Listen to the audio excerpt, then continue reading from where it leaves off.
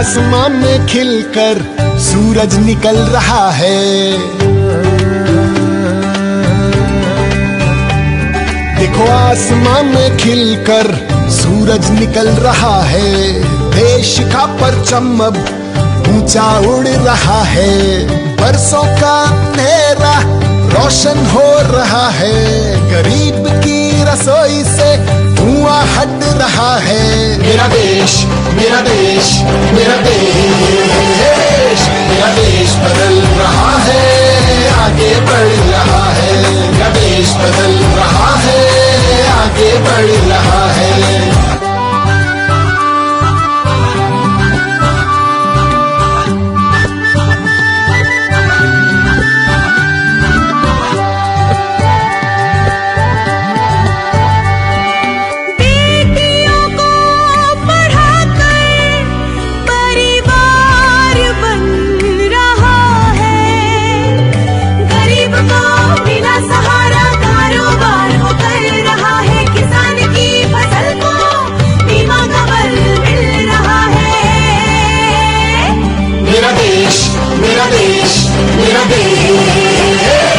मेरा देश बदल रहा है, आगे बढ़ रहा है। मेरा देश बदल रहा है, आगे बढ़ रहा है।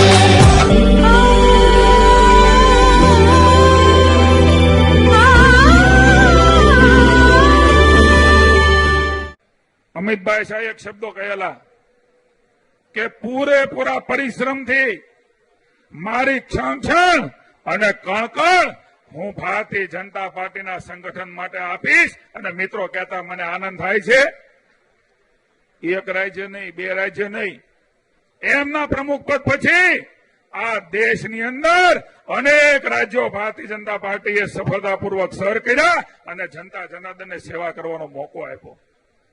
આદરણીય નરેન્દ્રભાઈ મોદી સમગ્ર દેશનું નહીં, વિશ્વનું નેતૃત્વ કરી રહ્યા છે. સમગ્ર 125 કરોડની દેશની જનતાને જેમના પર પૂરેપૂરો ભરોસો છે, ગરીબોના બેલી તરીકે સર્વાંગી સમાજનો વિકાસ થાય, જનજનનું કલ્યાણ થાય. ગરીબ હોય, પીડિત હોય, દલિત હોય, આદિવાસી હોય, શોષિત હોય, મધ્યમ વર્ગ હોય કે ઉચ્ચ વર્ગ હોય, તમામ લોકોને ભારતીય જનતા પાર્ટીના આપણા નેતાએ આ ભારતના મુખ્ય પ્રવાહમાં, આ દેશની સંપત્તિમાં એમને ફેરવવાનો સફળતાપૂર્વકનો પ્રયાસ કર્યો છે. ઉત્તર પ્રદેશના પરિણામો ભારતના રાજકારણમાં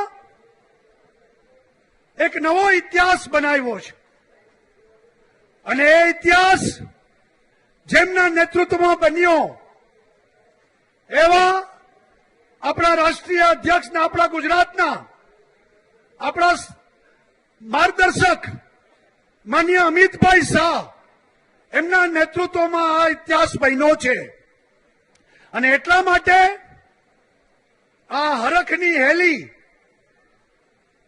કાર્યકર્તાના પગમાં જોર, હૃદયમાં ઉત્સાહ, ઉમંગ અને મનમાં આવનારી વિધાનસભાની ચૂંટણીમાં ઉત્તર પ્રદેશમાં 350 તો ગુજરાતમાં 150 બેઠક જીતવા માટેનું જે જનૂન ઉભું થયું છે.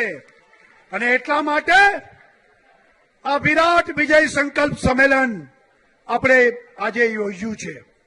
નરેન્દ્રભાઈ અને અમિતભાઈની જોડી આજે આખા દેશના લોકો માટે, ભાજપના કાર્યકર્તા માટે એક શ્રદ્ધાની જોડી બની છે.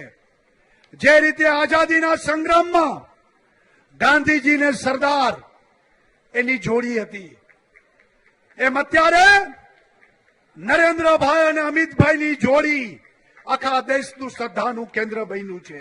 આ ગાંધી, સરદાર અને મોદીનું ગુજરાત છે. ગુજરાતમાં ગૌ હત્યા ન થાય, ગૌ હત્યા કરનારાઓને કડકમાં કડક સજા મળે, રાત્રિની પશુઓની હેરાફેરી બંધ થાય, ગાયને વાછરનારા ચોરનારાઓને સજા થાય, ગૌ માંસની હેરાફેરી કરનારાના વાહનો જપ્ત થાય. એટલા માટે કડકમાં કડક કાયદો આ વિધાનસભામાં સરકાર લાવી રહી છે. શાળાઓમાં પ્રાઇવેટ સ્કૂલોમાં મોંઘી ફી લેવામાં આવે છે. શિક્ષણ એનું વેપારીકરણ બન્યું છે અને એટલે ફીના નિયંત્રણ માટે વધુ ફી ન લઈ શકે, ફીના હિસાબ આપવા પડે સરકારને. આ પ્રકારના નિયમન પંચની નવો અમે કાયદો આ વિધાનસભામાં લાવી રહ્યા છીએ. ભારત માતા કી! મિત્રો, આજે ફરી એકવાર પૂરા દેશના મીડિયાની સામે ભારતીય જનતા પાર્ટી ગુજરાત પ્રદેશે પોતાના સંગઠનની તાકાતનો પરચો આ વિજય વિશ્વાસ સંમેલનથી આપ્યો છે.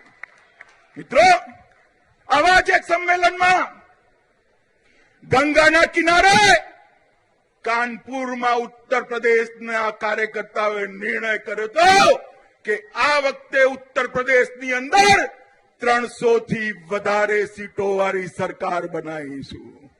અને એ જ રીતે આ મહાન સાબરમતી નદી જેના કિનારે સ્વતંત્રતા સંગ્રામનો પાયો નંખાયો, એ સાબરના કિનારે આજ ગુજરાત પ્રદેશ ભાજપના કાર્યકર્તાઓ સંકલ્પ કરવા એકઠા થયા છે કે આ વખતે ગુજરાતમાં 150 થી વધારે સીટો વાળી સરકાર.